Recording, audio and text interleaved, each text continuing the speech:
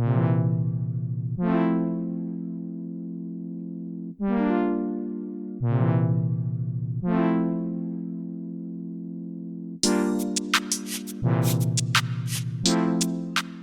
Still Loading podcast is brought to you by the wonderful people on Patreon. Amazing people like Kevin from the Bit by Bit Foundation, Ryan K, Melissa S, Matt aka Stormageddon, Doug from the Nostalgia Marcanon podcast, Pib Extra, Mike from the Old Switcheroo podcast, Parallax Puddles, Gilmer, Stephen P, and Mr. Biscuits have all been wonderful enough to support the show over there. So if you would also like to get your name read at the beginning of an episode, along with a bunch of other goodies, go over to patreon.com/stillloadingpod and check out everything it has to offer.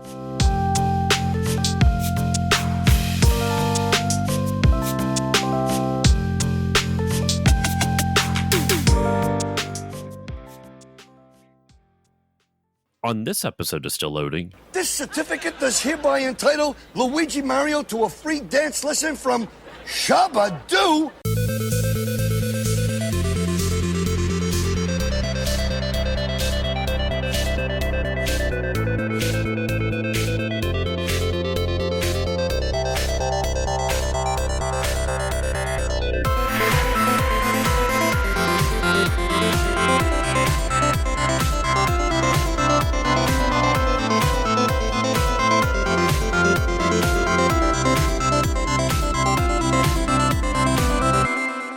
Hello, everyone, and welcome to this new episode of the Still Loading podcast. I'm your host, Josh Koval, and today's episode, it is the episode right before Mario Month kicks off. And what are we talking about? More Mario, that's goddamn right. It may not be part of Mario Month, but we are still going to chat about some Mario. We're going to talk about the Super Mario Bros. Super Show episode 11, which is called Jungle Fever. The animated segment is called Jungle Fever, and the live action segment is called Dance. It was directed by Dan Riba and written by Larry Alexander. And of course, joining me to discuss Jungle Fever, my co-host with the Mo-host, Dexter Morrill. Dex, how are you doing today? Shabba Doo. That's the best thing I could think of. So this is a Scooby-Doo Mario crossover. Is that what you're going for? No, I think that they missed out on calling this episode Jungle Boogie instead of Jungle Fever. Yeah. Also, it's just a weird title for an episode because it's referenced. I'm assuming the term is now problematic, just for the connotations. Yes, I'm not going to go into it. Koopa's design was problematic as well in this episode. What are you talking about? There's not racial appropriation or any type of racist caricatures in this episode. What are you talking about? No, of course not. Yeah, this episode went places, y'all. I got a lot to say about it, but I'm excited for this one, Dex. This one, when I was taking my notes down, within the first, I want to say 30 seconds of the animated segment, I had so many questions, and we'll get into it. I'm baffled by some of the choices in this. Yeah, definitely. Like some of the jokes were questionable. It was very straightforward. I know we'll get into it, but yeah, some of the jokes wouldn't be done the same way today. We'll say that. Yeah, that's putting it mildly. So let's dive into it, y'all. This episode is called, well, the live action segment is called Dance Mode, or just not Dance Mode. That's Bluey. Just Dance. Bluey's a better show than this, but it's just called Dance. My Mario Super Show tracker that I have with this, the plumber's log for this episode is 505, which I wrote as 5-05. It could just be 505, but I don't know. 505. The Koopa's insults that he uses in this episode, unless I miss any, you can feel free to add any more to this, Dex, if you remember any. We have classics as scum scrubbers, pesky plumbers, faucet freak, singular, because he's talking about Luigi. Excuse me, hold on. He's talking about Luigi. Basin brains and bumbling basin brains. Were there any that I missed that you heard? Nope, that sounded about right. Which we've been missing out on. He hasn't called them a lot of names recently, so I think we got kind of refilled our quota. Yeah, like last episode, he had a lot of different names, but they weren't directed at Mario. There was Hot Face Quarks, Little Twerp, which was directed at Toad, Fry Cooks, which I don't even know if that was directed at the Mario Brothers, My Little Olive Pit, which I think was for Toadstool, and Faucet Freaks, which once again is Mario. So like Faucet Freaks seems to be his go-to so far. Like looking at it, I'm gonna have to create a spreadsheet, Dex, of all the different names and then the frequency in which they are used. I am I'm absolutely going to do this. Absolutely. This is going to be like once we get to the end of this series, which there's like 60 episodes in this. So it's going to be a while. It's going to be a few years, but at the very end, I'm going to create a database of every Koopa insult. That would be great. I mean, you'd be doing the Lord's work at that point, and I think a lot of people would congratulate you for coming up with that. I'd say so. Mario's bizarre food cravings in this. Not really anything directly. I kind of miss like this kind of came about because in the first 2 episodes he was craving a pepperoni cheesecake or a mozzarella milkshake, and then ever since then there really hasn't been that many. He like pepperoni cheesecake came back, fettuccine sundae.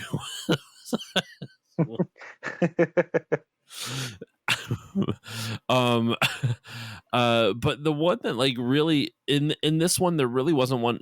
Like he mentions spaghetti, but there's a moment in the animated segment where he is told all the different things he's eaten, and there's a funny joke with it which we'll get to when we get to that part of the episode. So there really wasn't many like cravings. And then the last thing is Luigi's excuses, which also has been kind of like it's kind of been morphed to, instead of just Luigi finding an excuse like I can't, I'm allergic to mountains, like stuff like that, it's been kind of morphed into like just funny bits that Luigi says. And the one I kept for this one was, this bridge has got to have a warning sign that says keep off. Like he's talking to Mario like, hey Mario, you shouldn't cross that bridge. This bridge has to have a warning sign somewhere. And I thought that was kind of amusing. That's all I really had. Yes, and then when Mario tries to confirm, like, oh no, this bridge is fine, he jumps like on the ground right in front of the bridge. I know it's an animation error, but I just thought that was funny. That he's like, no, look, the bridge is fine, and he's not even jumping on the bridge. That is, I didn't even notice that actually. Sometimes it's hard to pay attention to some of the stuff with this. I have the episode on the background as per usual though, so I'll have to keep an eye out for it as we go through the episode. But yeah, let's dive into this one, Dex. The live action segment is called Dance, and Mario is surprising Luigi with a pizza with a candle on it for his birthday. He's like walking up with a candle lit on top of a pizza pie. Now I just want pizza. It actually looked really tasty. Like whatever they had there, whether it was a real pizza or a prop pizza, it looks yummy and it makes me want pizza. I had the exact same reaction. Like, I need to eat pizza now. Then after this, Luigi has his face like he has his eyes covered by, it almost looks like a face mask, like a COVID era face mask, but like 30 some odd years earlier, or whatever. And so he's very happy about the pizza cake, just pizza with a candle. And he's like, "Oh, Mario, you're the best brother a guy could ask for." And then Mario gives him like a manila envelope that says like for Luigi, and inside it has a certificate. It says, "This certificate does hereby entitle Luigi to a free dance lesson from Shabba Doo." Which they didn't read it like that. I just wanted to, because it looked really like medieval, like the font, the calligraphy looked like it was like an old proclamation. Yes, it looked very one of a kind as well, and not like something that would be replicated for several people, like a certificate would be. Mm-hmm. Yeah, it looked very one of a kind. It was kind of fun. And I actually really like the setup for this live action segment, because sometimes I feel like they get a little bit too like unnecessarily complicated. This is just straight up like, hey, it's Luigi's birthday. We're gonna celebrate his birthday. He gets pizza with a candle on it and Shabba Doo dancing lessons. And then they wrap up this first part of the live action segment with Mario and Luigi warming up by doing twirls. And it leads me to think, Dex, this episode came out on September 20th, 1989. Does that mean Luigi's birthday is September 20th? I'm willing to go with that. I think we could go with that. I also I wanted to think point we are the out that definitive answer on this, clearly. absolutely. I also want to point out that Mario with a very sibling birthday present, because he's like, "Oh wow, thanks for these dance lessons, Mario." And Mario's like, "Yeah, I got them too, so we can do it together." Like, okay, that's a very sibling thing that like I got a present for you, but it's also kind of a present for me too. Extremely sibling behavior, absolutely. And then the live action segment concludes. The first half of the live action segment concludes, and we get to our animated segment with one of the most like just one. It's just everything about this. This is just there's so many. I genuinely don't feel like I'm qualified enough to talk about all the problematic stuff in this animated segment. Like there is like it's just there's so many between the depictions of like indigenous people in whatever, well actually they take place in the Amazon. This is supposed to represent Amazonian indigenous people. That's probably not accurate. Also the term jungle fever obviously is problematic. I don't really feel like going into that. Just nah, nah, nah, nah. But all those controversies acknowledged, the beginning of this episode, Dex, just goes off the rails almost like literally immediately. And I'm going to ask you, what do you think is the first thing I noticed once the cartoon started? Was it the fact that Mario was hacking through the trees with a plunger as if it was a machete? That was exactly it. He was swinging through bamboo stalks with a plunger, and it is just that plunger stick must have the sharp, it must just be a blade. Like it is just clean slicing through these bamboo The other thing shoots. It's The other thing so I silly. noticed was that they like the trail that's left behind. It's almost like a, when you see the background, it almost looks like a cave opening behind them. Like he's swiping through this bamboo, and like there's the bottoms of these bamboo trees are missing, but it still stays open like a cave. So like I'm trying to figure out how these bamboo are just like floating in the air without their trunks attached to the ground anymore. Does that make sense? Like he's I'm cutting gonna have to through. watch exactly what you're talking. So like if you see in the background, you could see the area like the stalks of bamboo that he's cut, and clearly there's no stalk beneath them because he cut out the bottom of those trees, but they're still like floating. You could see I the don't see bamboo where this shoots. is at. Is this a little bit further? Oh, it's right when they come out of the cave. Yes. I see it a little bit. It's like it's not an animated. Oh, I see exactly what you're talking about. Yeah, that is really weird. But I guess the only how are they standing up? I I guess guess the like unless bamboo they're is like just so that tight thick. together, they're she thick baby. Those bamboo, she thick. Um, the other thing I noticed, like, so that was the first thing I noticed, right? The plunger hacking away at the bamboo. Also, where do they say they are, Dex? Oh gosh, the jungle. Like, did they say a specific place? Yeah, but which jungle? It's specific. Oh, I must have missed that. The Amazon jungle, which last time I checked, the Amazon jungle is in our world and not Right. part of the Mushroom Kingdom. So why are they there? That is a great question. Maybe you take the I theory from the end of the Mario movie that like they merged with our world or something. I'm reading way more into it than this show deserves. I just want literally I the first, what is it? The animated segment starts at 3 minutes and like 3 seconds in. I'm currently at 3:32, so we're 30 seconds into the animated segment right now, and Toadstool is talking to Mario like with she has a map in her hand, and in this segment, in this moment, she also mentions that they're trying to find a witch doctor who can basically they want to this great and mysterious powerful witch doctor who is so expert at brewing potions that they want this witch doctor to brew them a potion to rid them of Koopa. His name is Sheldon. The witch doctor's name is Sheldon. Yes, Dr. Sheldon. Which Dr. Sheldon? It was just so we're 30 seconds in and it doesn't even let up. Like there is so many moments where I was either laughing or just baffled by the choices, because you have the machete plunger, you have the Amazon jungle somehow being in the Mushroom Kingdom. Now you point out the floating bamboo, which I didn't notice, a witch doctor named Sheldon.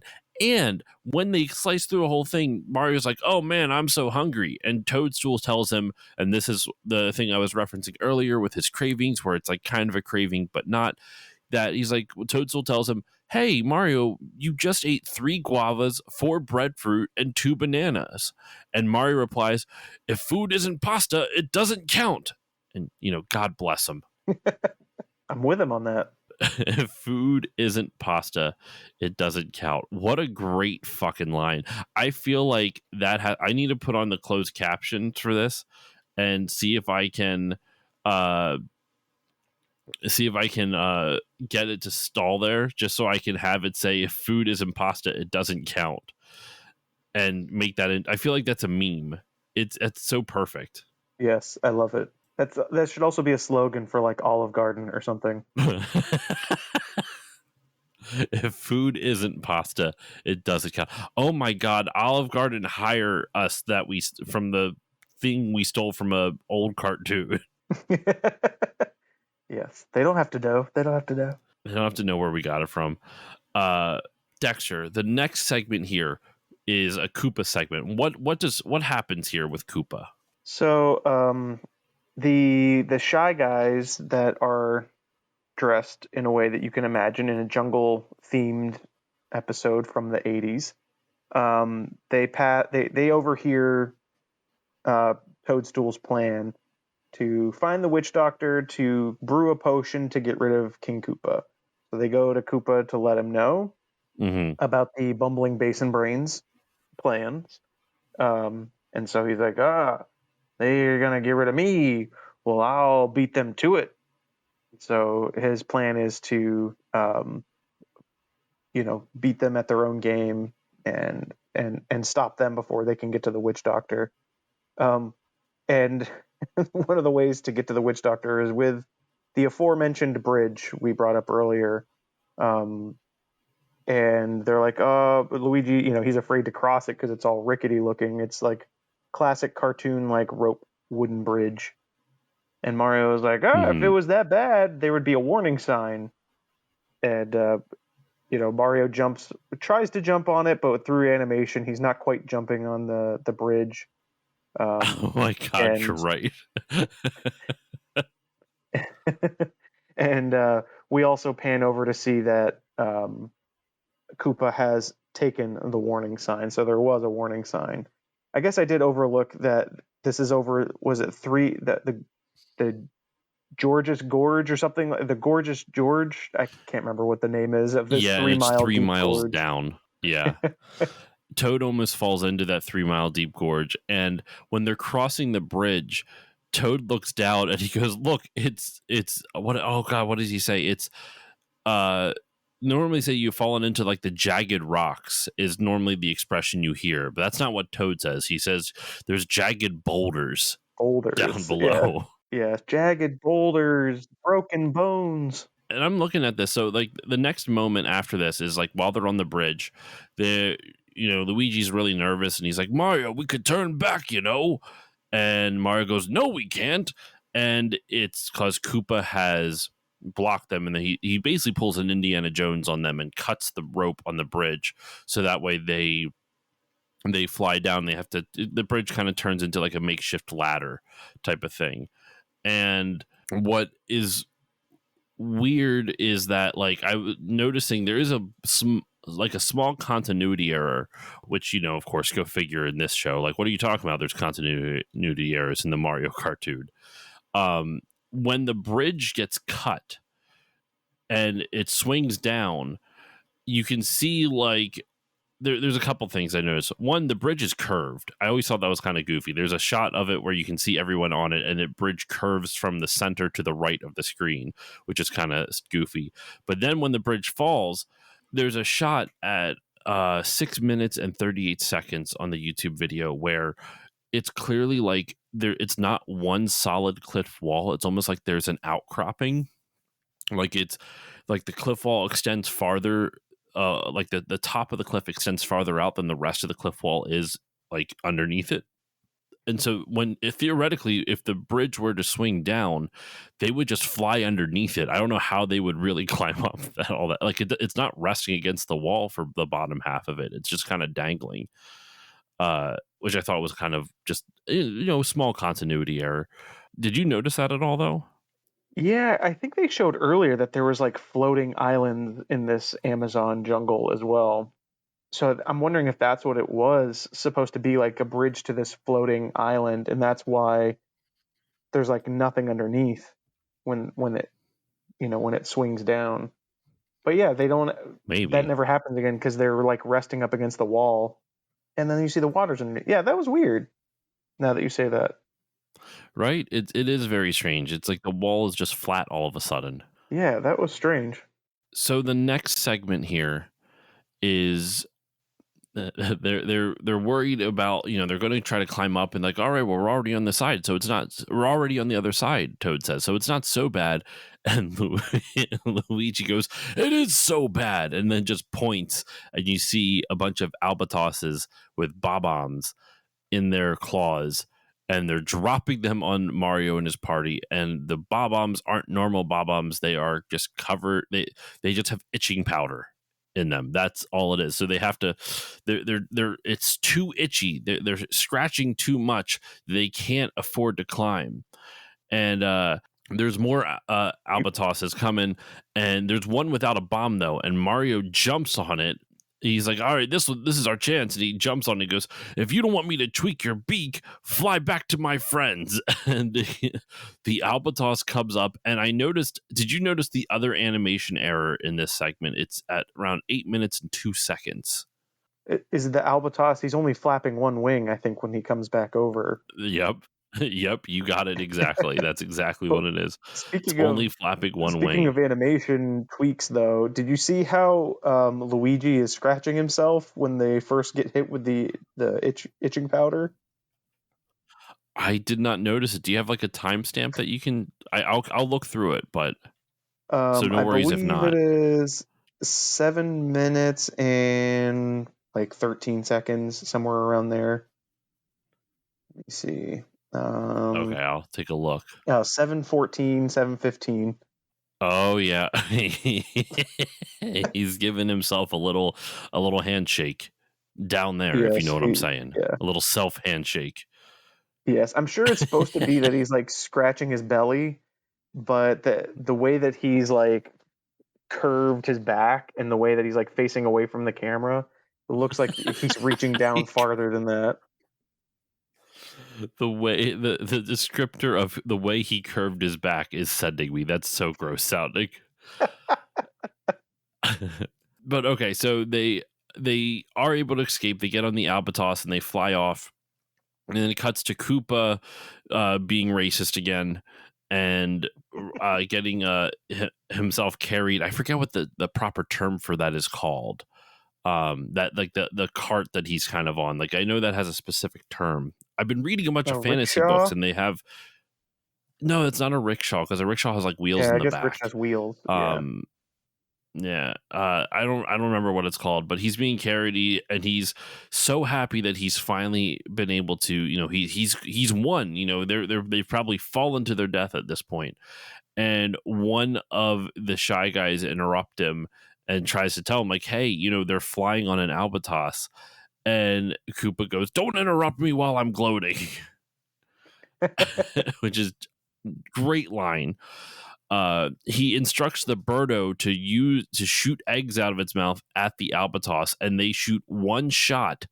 It lands on the albatross's face, and he's like, "I got egg in my eye," and crashes, and everyone is still itchy. Yes. Do you know why Toadstool isn't itchy anymore? I don't know. I'm not asking. I just don't know. No, I don't think any that's ever addressed. I think it's just she's able to handle it. Maybe I don't know. It's very weird that there's a whole plot point about every character being too itchy, and that's why eventually Toadstool has to go kind of complete the mission by herself at some point, or complete the mission by herself. So it's really odd that that's a main plot point, but they never address why she isn't still itching when she clearly was earlier. That's really bizarre. Maybe just that women have a higher pain tolerance, and so she's. But you mean a higher itch tolerance? Yes, in this case, it's a higher itch tolerance. Yeah, just a higher itch. That's super weird. Then it cuts to probably one of the most offensive thing in the entire thing. They are doing a parody of Jungle Love by Morris Day and the Time, with the witch doctor wearing a giant mask and doing a little dance. And it's, I was listening to it. I'm like, how do they get the licensing rights to do Morris Day? Like, what is this? That is a great question. It's just so bizarre. And no, it's funny though. This is I guess telling on myself and how uncultured I am. So do you know the only reason I know about Morris? Do you want to know the only reason I know about Morris Day and the Time? Because otherwise I would not have recognized the song. No, tell me. Kevin Smith brings them on in Jay and Silent Bob Strike Back at the end of the movie. It's a running joke that Jay and Bob love Morris Day and the Time, and at the very end of the movie, they dance with them and do the whole dance that he does in the music video for this song for Jungle Love. Oh, interesting. So when I heard it, I'm like, oh shit, that's Jungle Love. Like they just picked the song right from Morris Day. I thought that was kind of amusing. But yeah, so the witch doctor does a little dance, and then it cuts over to, he takes off the mask, and I guess it's now like office hours. Like, is that like his ritual to start the day? Like he has to do he has to do a dance to freaking Jungle Love, which is kind of silly. And like, who are the inhabitants of this place? Like, are they supposed to be like relatives of like Toad? I don't know that I feel like they've done this kind of gag before where they're kind of reversing your expectations of actually, these things or people are from this time, but nope, they look like regular people and they just dress up in the garb of that, in this case, culture, but like in the theme or whatever. But my question was, why is he wearing like Mickey Mouse gloves? That's a very good question. There's a lot of questions I have about this whole segment. Like, one, why is the witch doctor voiced by like someone who feels like he's like like one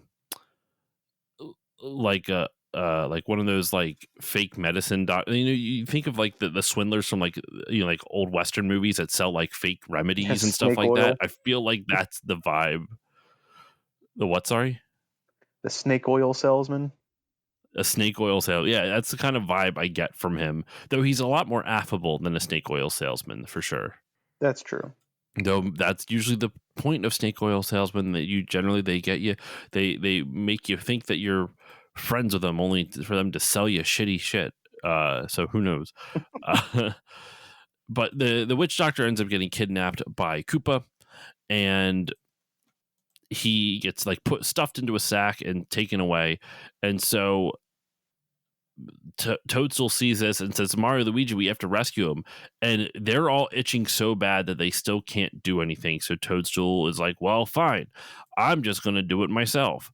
And then goes to the witch doctor's assistant, who's, did you catch her name? Butterfingers. But they don't even call, so it is Butterfingers, you're right. But they call her Butters at first. Oh. Yeah, I guess I didn't notice that. Maybe that's like his nickname for her or something. It was very strange. So she's trying to help, like, get a potion to stop Mario and Luigi from itching. Like, that's what Toadstool's trying to do. But when that doesn't work, because the potion they make just ends up multiplying the cauldron, it's a like a multiplication potion or something like that. That's when Toadstool's like, well, fine, fuck it, I'm going to do it myself, and then storms off. Did you also notice that there's no like animation for the multiplication of the cauldrons? They just appear. Yeah. They clearly just like Xeroxed and just like plopped them on the animation. There's no like poof or like growing out of any, nothing like that. Just boop boop boop boop boop, like this pop up, like copy paste. Yeah, it's just appears. Like, it's very clearly like they just put a new cell over top and then started the camera up again, like Yep, exactly. that's all there is to it. Really amusing. So then Koopa forces the witch doctor, no, sorry, what did I have his name as again? It was Sheldon. Forces Sheldon to make a potion that'll get rid of Princess Toadstool now. And he goes, well, what if I refuse? He's like, well, I'll feed you to those hungry piranha plants. And he goes, all right. And then he hops out of the sack. Why he isn't running away, I don't know, because he's not tied up anymore. He could just run. It's not like there's guards blocking him. The piranha plants are stationary, bro. Like, they can't come after you. Yeah, that's true. This is the second time that both Mario and Koopa are using the same tactic. First, Mario threatened an albatross, and now Koopa's threatening this doctor. Well, to be fair, Mario could have, like, the Mario's hands were around the albatross's beak, so he could have broken the beak off, as what he was insinuating, and the albatross could not have gotten away because Mario was right on top of him. But, like, this dude didn't have any threat. He just got out of the bag and ran away, like, ran to the cauldron. He could have just fucking run. That's true. Yeah, no excuse, Sheldon. That was my high school band's name. No excuse, Sheldon. I like it.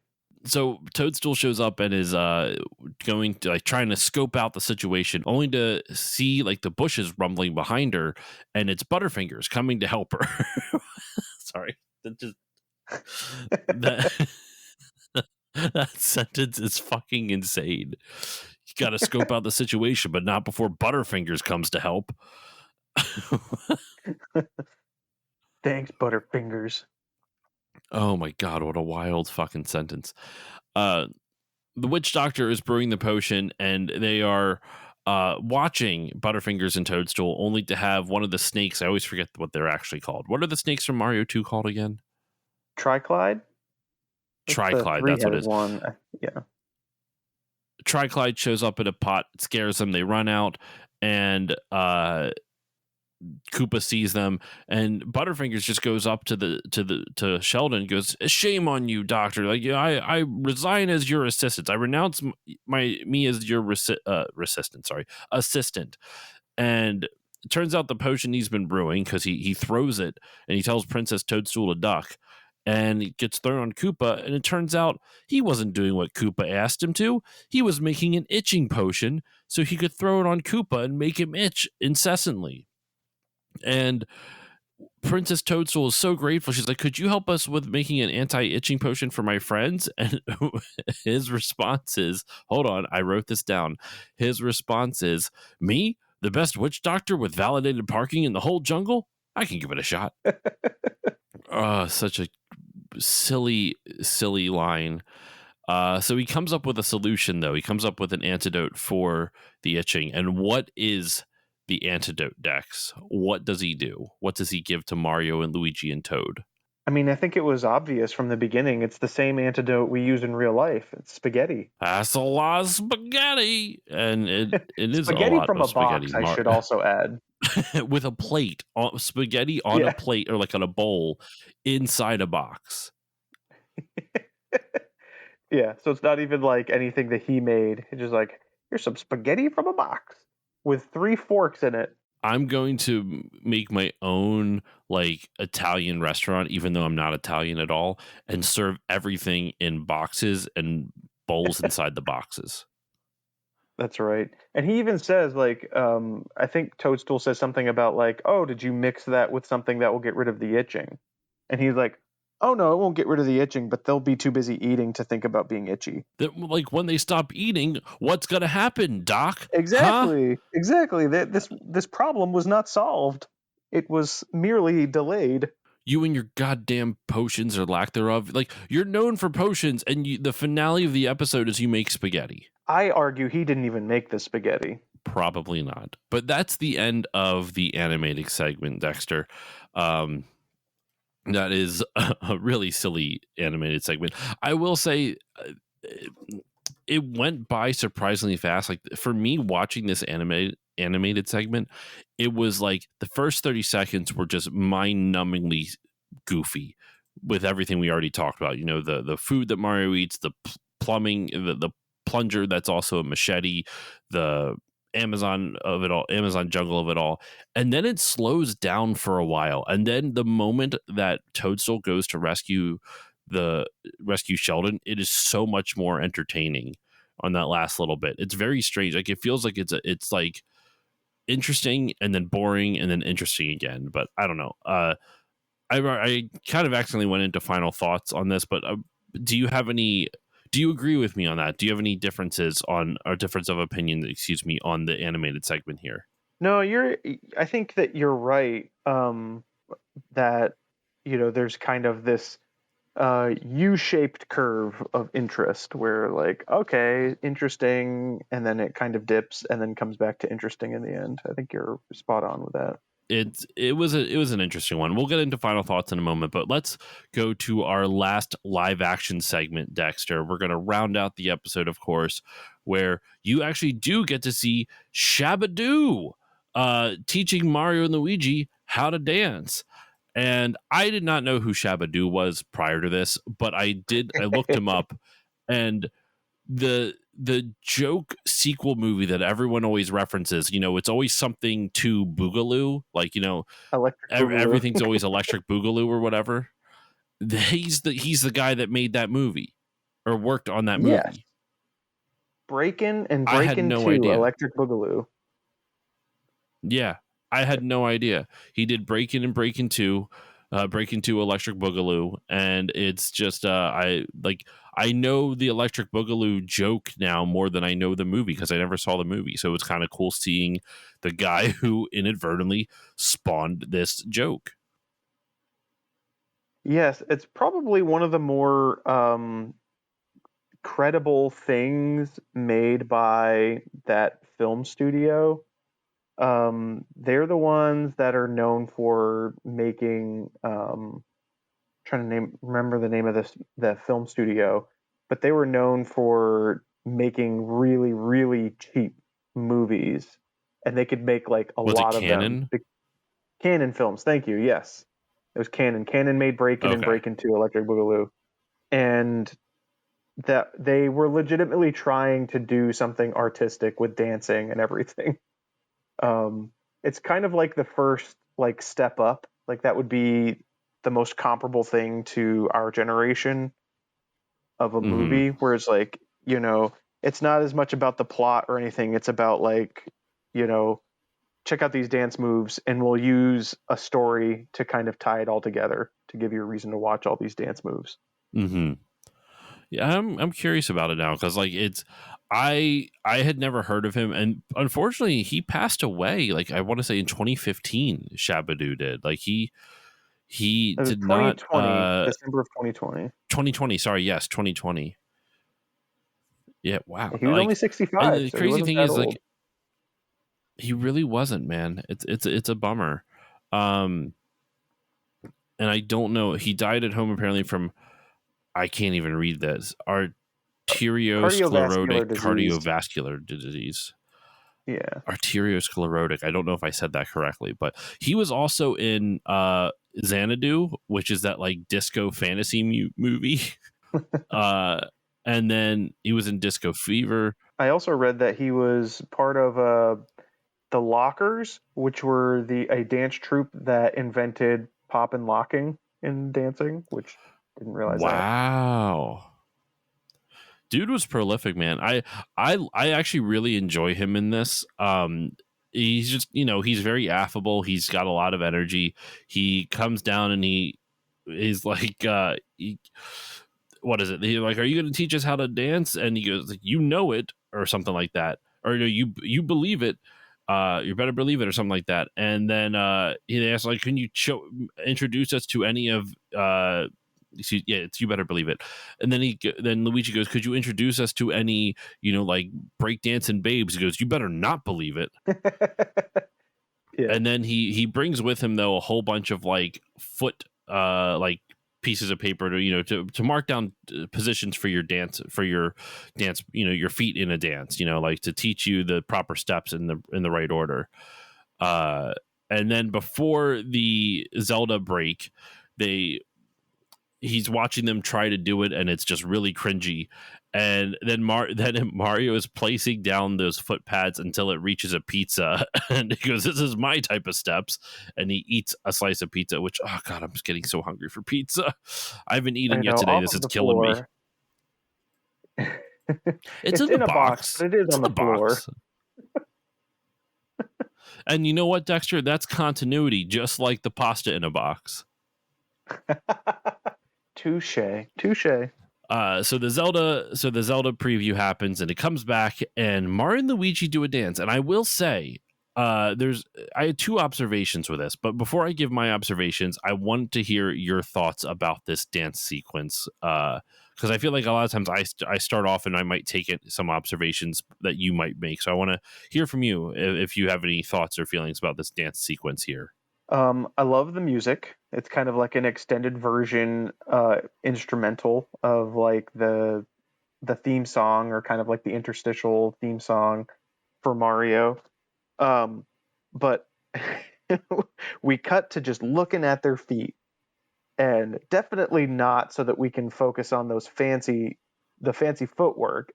Or it's definitely that, and not because it's not um, the actors doing it. What? Definitely not because You of mean to that. tell me Lou Albano is not doing that dance? They do a good job of like just using the same clothes, so and relatively same leg shape, I guess you could say, for the actors that are, or the dancers who are doing the moves. But no, I loved it. It was amazing. And then they let Shabba Doo do his thing afterwards as well. So So my observations for this one, before the close-ups of the feet, I'm not saying Danny Wells can do this. Watch Danny Wells go down the steps when he's like dancing down the steps. He is surprisingly graceful. It's like, yeah, it's wild. Like, I actually think with a little bit of training, he might actually be able to do some of this. But like some of his moves, like the way he was moving his feet, I'm like, oh, he's actually like doing a little skip, like he's kind of skimming along the ground a little bit. I was genuinely impressed. Lou was not, but you know what, it's fine, to each their own. Not everyone's a dancer.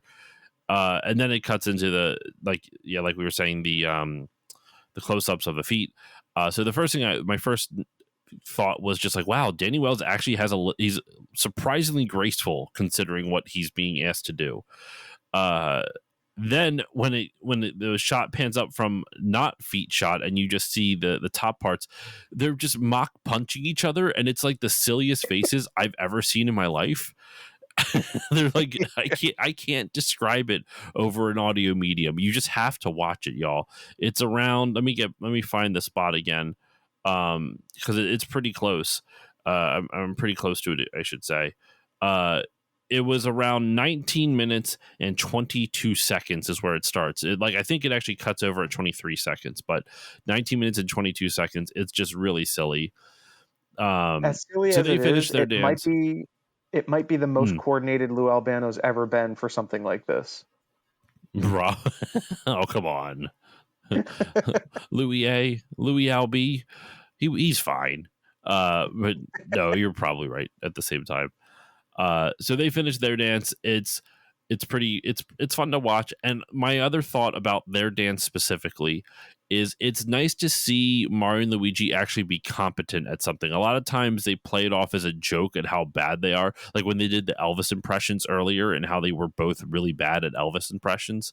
It was nice that they portrayed Mario and Luigi as actually being able to learn. And I thought that was kind of cool. That is true. Yeah, that they were competent. They weren't like whoops and like making things worse or anything like that. It was a nice celebration of people enjoying dancing. Mm-hmm. And then you get to watch Shabba Doo do his dance, which is an extremely 80s and 90s dancing. Like it's extremely that. But I love watching Lou Albano in the background during Shabba Doo's dance because he's just moving his hands. He's like, oh, hey, oh, wow, look at this. Oh, hey. And he keeps putting his hands out, like waiting for a high five, and then it doesn't come. It's just so funny to me. Yes, it's funny how much Lou Albano resembles a small child and an old person in the way that he dances. That's so accurate, especially like the way they dance at the end too. Like because what's weird about the ending after Shabba-Doo finishes his dance and Mario and Luigi join in on him, the music fades and then it's just them shuffling.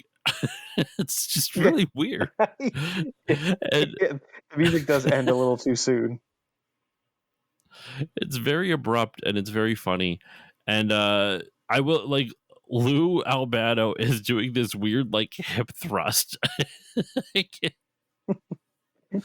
oh, it's so fucking funny. I love it. And that ends the episode. You know, it comes back, and the next time they come back from commercial break one last time to say do the Mario, and it ends. My last comment is I miss like I don't think I'd ever like wear it myself, but I kind of miss that type of like fashion that Shabba Doo is wearing. Like I love how colorful and how like how like everything's so samey now. No one tries anything new or goofy. And I don't mean goofy in a derogative way, right, or as a pejorative. I mean it as a compliment. Like I love how mishmashy it is, and all the like. He's wearing like a beret, and he's got like pins in it, and it's just I love how colorful it is. I love how like creative everything is. It's just I miss the fashion of this in a weird sense. No, it's true, and we don't have to open this can of worms, but there's been a homogenization of style over the last 20 years, so that it's hard to look at something and other than its like video quality to be like, oh, that's from this decade because of the fashion and stuff. And from what I understand, it's because of the internet becoming such a something that we all use. It's made our world a much smaller place, and so that we don't have as many like, oh, this area dresses like this and this, having these different fashions that kind of permeate. Everything's kind of homogenized. Yeah, I didn't even think about like that. Yeah, that's a whole can of worms. Because oh my god! All right, I gotta save my thoughts on that because we could go on for a while with it. But yeah, and it's not even just with fashion too. It's with like and it's not because of the internet per se, but like buildings. Buildings used to be like look think of no better example than our McDonald's as a kid, right? Like Yeah, McDonald's or Pizza Hut or anything, but because the companies need to be able to sell the property if that thing were to go out of business, it's a lot harder to sell an old school looking McDonald's to a prospective buyer because if they want to change something, they have to there's a lot more change the renovation that needs to roof get done. and oh yeah, exactly. Yeah, it's a lot. But anyway, final thoughts on the episode, Dexter. We're done this episode of the Mario Super Show. Final thoughts. Nothing really to write home about. But it was also painless. Like it goes by in a pretty good clip. It's not like there are some moments that are less exciting than others, but it was pretty. It was harmless. It gets in, it gets out. Um, I actually think that the live action bits actually salvage it a little bit as well, where it's also pretty straightforward. Like we mentioned earlier, there's no like convoluted, like you awakened Dracula and now you have to kiss your mother, like whatever thing that they come up with for Mario and Luigi. I feel like this straightforward dancing, straightforward plot, nothing too crazy, saved it from being kind of boring in any way. So this was probably more in the top half of episodes that we've seen. I definitely agree with you on that. I won't say it was like my favorite one by any stretch, but it was fine enough. Like I enjoyed it well enough. I would put it like middle of the pack, but like a high middle of the pack so far. Yeah, I enjoyed it Definitely. quite a bit. Like I there's a lot of stuff I really enjoyed about it, even if like the story was a little bit boring at times. But like the live action segment, while not the funniest out there, was just enjoyable. It was just an enjoyable watch. So I'm glad we covered this one. I mean, we're going to be covering all of them, but this one I'm particularly happy that we covered because it was actually pretty decent. So, Yeah, sure. yeah, I think that's it. Dex, do you got anything else, or are we good to go? No, that was good. I'd call it a wrap. All right. Well, listeners, thank you all so much for listening to this episode. Thank you for tuning in and hearing our thoughts on the Mario Super Show again. Dexter, thank you once again for joining me, my friend. Always a pleasure getting to chat with you. It's always a ton of fun. So, where can the good people find you online? And is there anything you would like to promote? Well, you can find me on most of the social media outlets out there. You can just search my name, Dexter Morrill, DexterMorrill. I'd be happy to chat with you. I'm usually trying to share video game history stuff, animation stuff, all kinds of cool stuff. So you can hit me up and follow me on one of those. I don't have much to promote other than trying to put on a local Comic-Con at my work, at the school that I teach for. So yeah, hopefully that will go off well in April. But other than that, that's it. Come find me and I'll chat with you. All right. And as for myself, you can find me on Blue Sky at stillloadingpodcast.com, on Instagram at stillloadingpod, and on Twitch at stillloadingpod, where I stream whenever the hell I'm able to. If you like the show and you want to support it, please consider giving it a 5-star rating or review on whichever podcasting app you use. It helps more people find the show, I think. And you know, I like it. Makes me feel happy. So if you want to do that, you can support the show that way. If you really like the show, though, I do have a Patreon, patreon.com/stillloadingpod. For $1 a month, you get the episodes a little bit earlier with better audio quality, as well as access to patron voting rights, which help guide the direction of the show. You can help choose upcoming topics and stuff like that. For $3 a month, you get everything I mentioned at the $1 tier, plus patron shoutouts, which you heard at the beginning of this episode. For $4 a month, you get everything I mentioned prior, plus 2 mini bonus episodes every month. And for $5 a month, you get everything. You get all the previous tiers, the bonus episodes, the early access, the voting, all the shoutouts, all that good stuff, plus access to my monthly movie podcast, which right now is called Still Muppeting, the only Muppet movie podcast where me and my buddy Doug from the Nostalgia Marcanon podcast play the music, light the lights, and we talk about the Muppets on Still Muppeting tonight, which is very apropos because The Muppet Show is back on Disney Plus. There's a new episode that just came out at the time where we're recording this, literally yesterday, and it's fantastic. So yeah, if you like The Muppets, go check it out. Even if you don't, I also covered all the Fast and Furious movies and all the James Bond movies. So there is a lot of content for you over at my Patreon, patreon.com/stillloadingpod. But that's it. That is all the time I have for you today on this episode of Still Loading. Thank you all so much for listening. Dex, thank you once again for joining me. Thank you, and hasta la pasta. And with all that said, listeners, do the Mario!